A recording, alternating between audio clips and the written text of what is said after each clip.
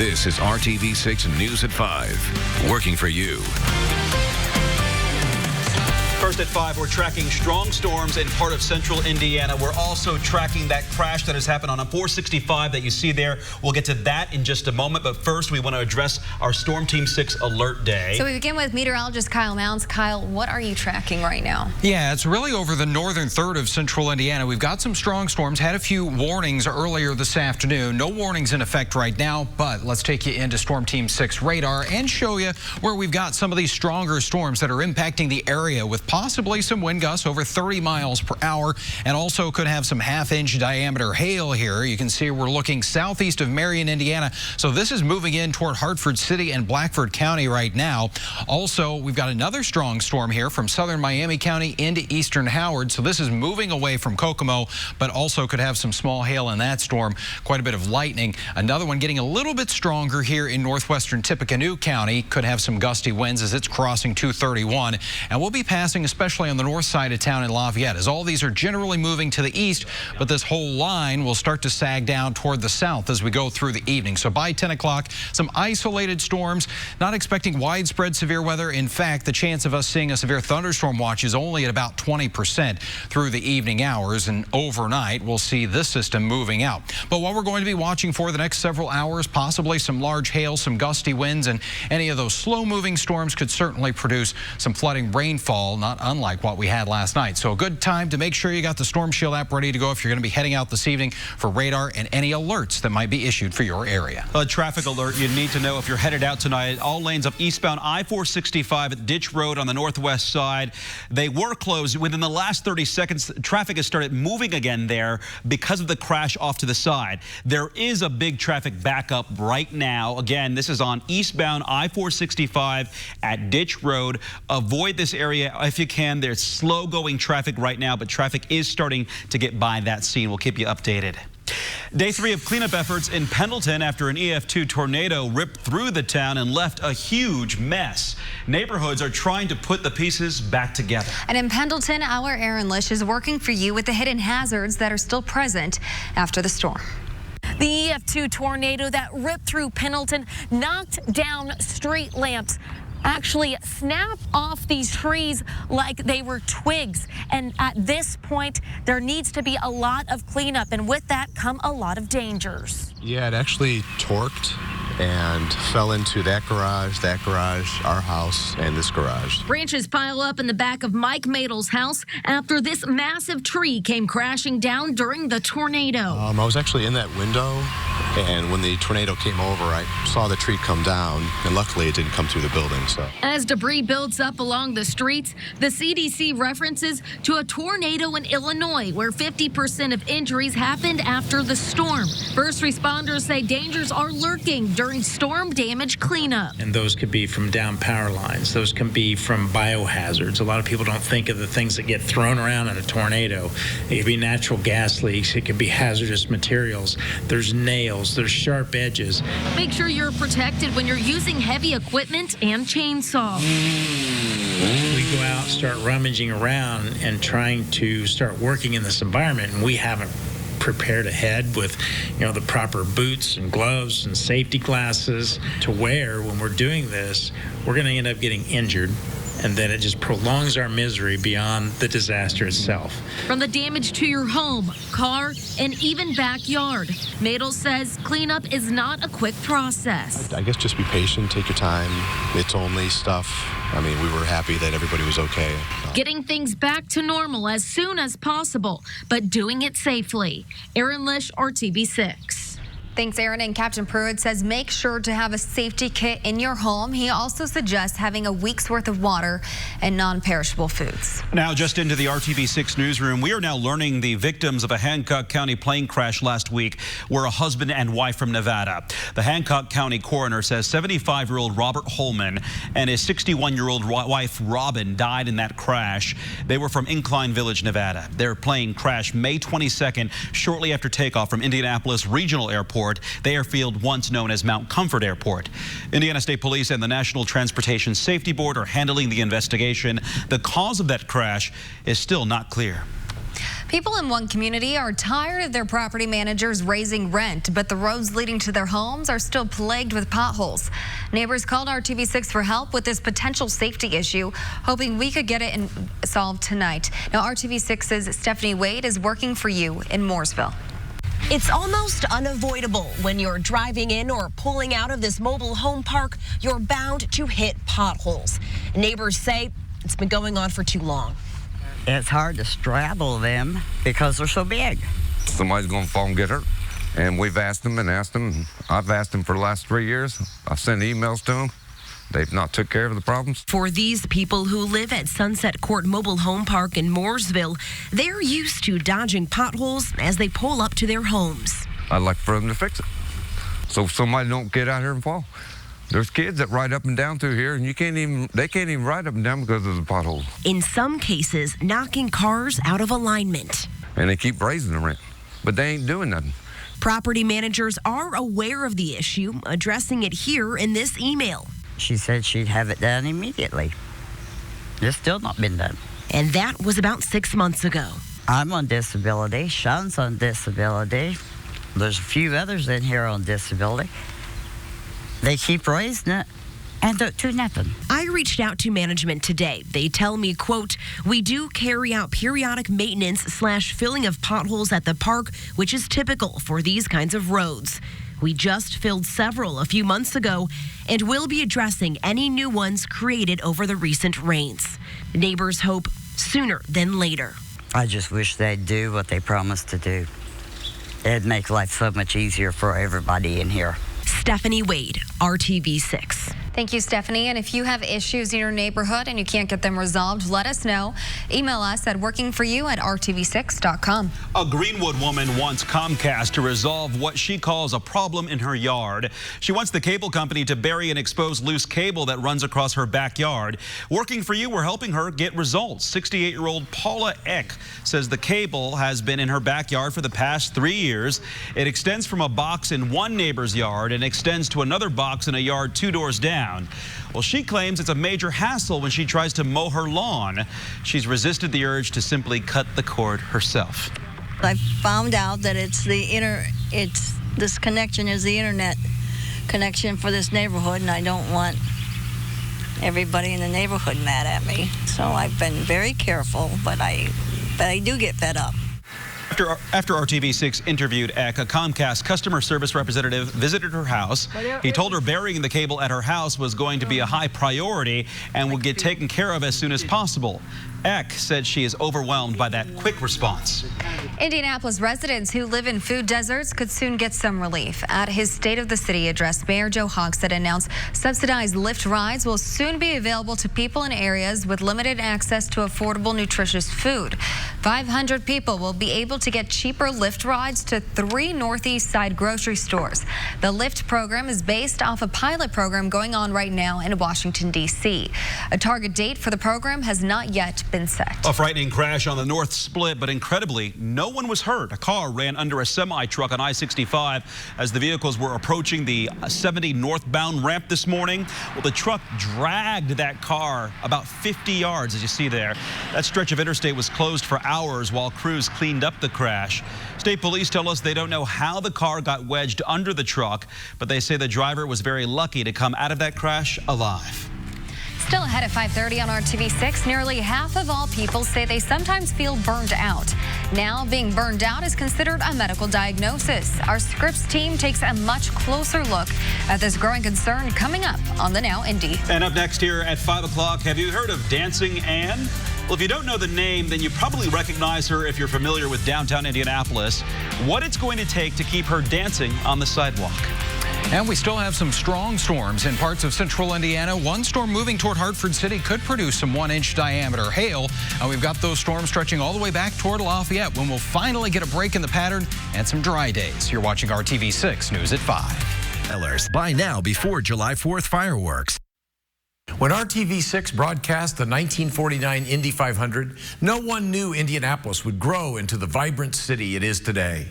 Thanks, Channel 6, for leading the way. Congratulations on 70 years of service from the Hogsett family. Yes, today is RTV6's 70th birthday, and we are celebrating in style. As you can see, Indianapolis Motor Speedway was kind enough to light up the scoring pylon in honor of this big anniversary. And we want you to celebrate with us. We are sharing the memories of the past 70 years with you. So tonight, Clyde Lee and Dion Willis will host a 1-hour special, 70 years together, RTV6 working for you. That is tonight at 7 p.m. and we hope you will join us. We can't wait. A downtown Indianapolis staple is in danger. Dancing Ann, the electronic art installation on Mass Ave, is in serious need of repairs. The Indianapolis Cultural Trail has launched a Keep Ann Dancing campaign to raise more than $262,000 by June 29th. The money will go toward new display units designed to keep Ann dancing 24/7 all year. Dancing Ann was first installed in 2008. The executive director of the Indianapolis Cultural Trail says Ann was never meant to be permanent. We've fixed her from time to time. We've done our best to patch her together to keep her dancing. There's a lot of electrical tape. There's a lot of wires. There's a lot of work that has gone into keeping her dancing for as long as we have. For more information on how to help out, click on this story in the RTV6 app. General Motors will be making more trucks in Indiana. Today, GM announced plans to invest $24 million at its Fort Wayne assembly plant. The upgrades will let GM boost production of the Chevrolet Silverado and GMC Sierra pickup trucks to meet an increase in demand. GM says combined sales of those trucks were up 20% in the first quarter of 2019 compared to the same time period a year ago. There's no word yet on whether that will lead to more jobs at the Fort Wayne plant. Those tariffs you're hearing about in the ongoing trade war between the U.S. and China are already impacting you. If you bought a new washer or dryer, you might have noticed prices are up. Working for you, John Mattery shows us some other appliances about to get more expensive so you don't waste your money. Need a new washer or dryer? Brace yourself. Prices are up as a result of recent tariffs. And small appliance stores who depend on those sales to earn their living are starting to feel the pinch. It's not easy being in the appliance business these days. You know, they're both really good dishwashers. Here at Lee and Jack's Appliances, owner Jeff Boggs has to explain prices that recently jumped $75 to $100 on washers. We have GE, Whirlpool, Maytag. Jeff says the initial round of tariffs hit LG and Samsung. They went up about 10%, and availability was also an issue for a while. But then the price hike spread to American brands like Whirlpool, GE, and Maytag. Biggest increase we've ever seen. When the initial tariffs took effect a little over a year ago, Jeff says the first thing to go up were washing machines. But he says now, this past January, they've also seen tariff-related price hikes, everything from wall ovens to refrigerators. And all the manufacturers went up January 1st, 7 to 10%. And that was across the board. Why? Analysts say most appliances tend to have parts from China. Now, CNBC says these tariffs may also soon hit furniture, bicycles, helmets and car seats, electronics like smartwatches and TVs, and other items assembled in China, which leaves small appliance stores like Lee and Jack's fighting to keep their prices the best around. I think most people that come in here are, pretty confident that we're going to have a good price, but they know the prices have gone up. With the possibility of more price hikes this summer, if you need an appliance or another big ticket item, you may want to shop now so you don't waste your money. I'm John Mattery for RTV6. How young is too young when it comes to giving your kid a smartphone? Tonight, our Scripps team found one expert who says there shouldn't be a set age, but you should consider other factors. For me, it's like graduated freedoms. So everybody wants me to say like 10 is a good age or 14 is a good age. But I know some really irresponsible 10-year-olds and I know some super responsible 14-year-olds. So I think we need to get away from the age thing and really get clear as a family, like what's the function of this device. Katie McPherson also says you can give your child a dumb smartphone that only allows calling and texting. Experts say once you give your child a phone, try to avoid taking it away as punishment.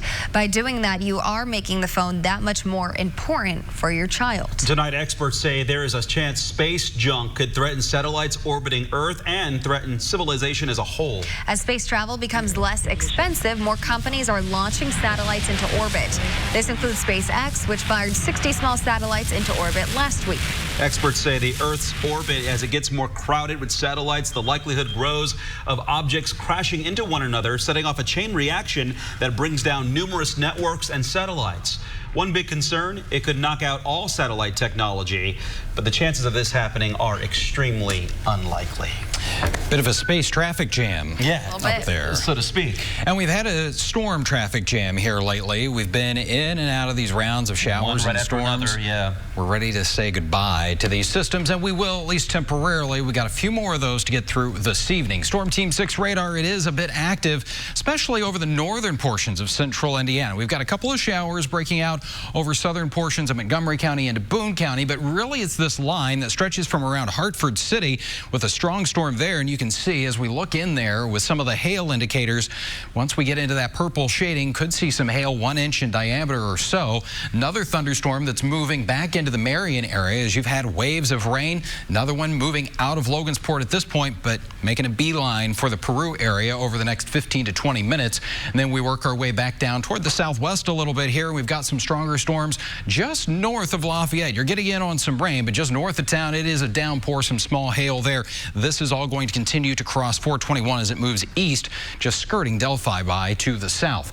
Marginal threat of some of those storms being on the strong to severe side this evening with some gusty winds and hail. That will continue to be the main issue for us. Here's TrueCast by 8 o'clock this evening. So while the storms are moving to the east, they'll gradually see this whole line sinking to the south this evening. It should start to weaken a little bit, though, as it does so. Even into the early overnight, though, we could have a couple of isolated storms, and then things begin to quiet down a little bit. But we're looking north out of downtown Indianapolis. You can see those clouds trying to feed off of that sunshine and build into some thunderstorms out there. 77 degrees right now in Indy, Martinsville, Bloomington, and Muncie. But look at Kokomo, a rain-cooled 64 degrees for you. As we go through tonight, those showers and storms will end. Could have a little bit of patchy fog first thing tomorrow morning with our temperature right around 60 degrees. And this is a very nice looking forecast and way to end what's been for most of us a short work and school week. We'll have just a couple of shower chances in the morning, but pretty much it is a dry day for us with temperatures in the 70s. You'll get to around 80 in Kokomo and Anderson tomorrow afternoon, 79 in Marion. Same for you in Martinsville, Connorsville at 79 and upper 70s to around 80 degrees south of I-70 tomorrow afternoon. So we get that break in the rain tomorrow. Then on Saturday, we get into the afternoon and evening. Shower and storm chances do return briefly, a high of 80. So a lot of dry time Saturday. Will be dry throughout the entire day, though, on Sunday. Really the pick of the weekend here with a high of 74. We'll kind of wash out a little bit of that humidity. And then as we get into early next week, we keep it quiet until Wednesday. That's when thunderstorm chances return, and that's when the 80s are back. I think a lot of people want quiet, right? Quiet yes, please. Do us good. Thank you, Kyle. Well, he was close, but he couldn't quite make it to the finals. So close. Indiana's last remaining contestant in the Scripps National Spelling Bee is now out of the competition. Here is where it all ended for Pranav Chandar of Newburgh. Maricinian. Maricinian. Maricinian. M-E-R-I-S-C-I-N-I-A-N. Maricinian. Maricinian is spelled M-A-R-R-U-C-I-N-I-A-N. This is heartbreaking to watch. I don't like it. Poor guy. Pranav was among the final 20 spellers and the youngest left at 11 years old. He still has 2 years of eligibility, though, for the competition. And what a huge effort. He should be very proud. We'll see him back there. Watch. We Absolutely. will. You can watch the finals of the Scripps National Spelling Bee tonight on ESPN. Scripps is the parent company of RTV6, by the way. Can you spell Marcinian? I can't even Barely say it. All right. Coke could be coming out with a new flavor. It's getting mixed reaction inside of our newsroom. See what you think. Next. 99. Hello to you. I'm Julie Grant with Court TV. We continue with our gavel-to-gavel coverage out in San Diego of the case of the state of California versus former NFL star Kellen Winslow II. He is being accused by 5 different Jane Does of sexual misconduct. 3 of them are alleging forcible rape. Today in court, Jane Doe number 5 was back on the witness stand. She started her testimony yesterday, and today she was cross-examined by the defense. She is 76 27 years old and the eldest of the 5 Jane Doe accusers. What's being alleged with her are 2 separate instances of lewd conduct by Kellen Winslow II this past February at a Crunch Fitness in Carlsbad. Now, she has been easily able to identify Kellen Winslow II in court. After the prosecution rests its case in chief, we do expect the defense to put on a case. Of course, you can stay with Court TV for gavel-to-gavel coverage. I'm Julie Grant. Now back to you in the studio. Thank you, Julie. You can stream Court TV live 24 hours a day, 7 days a week at courttv.com. A new flavor of Coke could soon be coming to the United States. Coffee. Yeah, it's a flavor the company has tried before, but it did not go well.